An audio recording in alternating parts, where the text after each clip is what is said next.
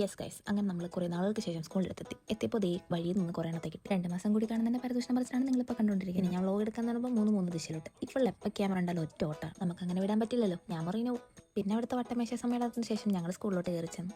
അങ്ങനെ കുറേ നാളുകൾക്ക് ശേഷം ഇവളമാര് മുന്നിൽ കയറി നടക്കുന്നതാണ് ഗൈസ്. ഞാൻ വ്ലോഗ് എടുക്കാൻ തന്നപ്പോൾ പിന്നെ നമ്മൾ നേരെ ഓഫീസിൽ പോയി. അപ്പോൾ പറഞ്ഞു പുറത്ത് വെയിറ്റ് ചെയ്യാൻ. പിന്നെ ഞങ്ങൾ അവിടെ കുറേ നേരം ഇരുന്ന് റീലൊക്കെ കണ്ട് മടുത്ത് കഴിഞ്ഞപ്പോൾ നേരെ ക്ലാസ് റൂമിലോട്ട് പോയി.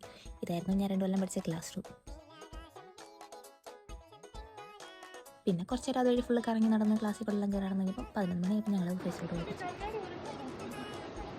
ഒരു ടി സി വാങ്ങാൻ കയറുമ്പോൾ കണ്ണാടി ഒരു പോകുന്നൊക്കെയാണ് അവൾ പറയുന്നത്. ആൻഡ് ഇതാണ് ഗൈസ് ഞങ്ങളുടെ ക്ലാസ്സിൽ നിന്ന് നോക്കുമ്പോൾ വ്യൂ. മെയിൻ പച്ചപ്പും ഹരിതാപയും നിറഞ്ഞ സ്ഥലത്ത് തന്നെ ആയതുകൊണ്ട് തന്നെ ഞങ്ങൾക്കൊരു ക്ലാസ്സുകൾ ഇതുവരെ ബോറായി തോന്നിയിട്ടില്ല. പിന്നെ മഴ കൂടെ പെയ്താൽ ഞങ്ങൾക്ക് ഒരു നല്ല വൈബാണ്. പിന്നെ അവിടുത്തെ ഭംഗിക്ക് ആസ്വദിച്ച് കുറച്ച് കഴിഞ്ഞപ്പോൾ ഒരു റീൽ എടുക്കാൻ പ്ലാനിട്ട് ക്ലാസ്സിലോട്ടൊന്ന് പോയത്.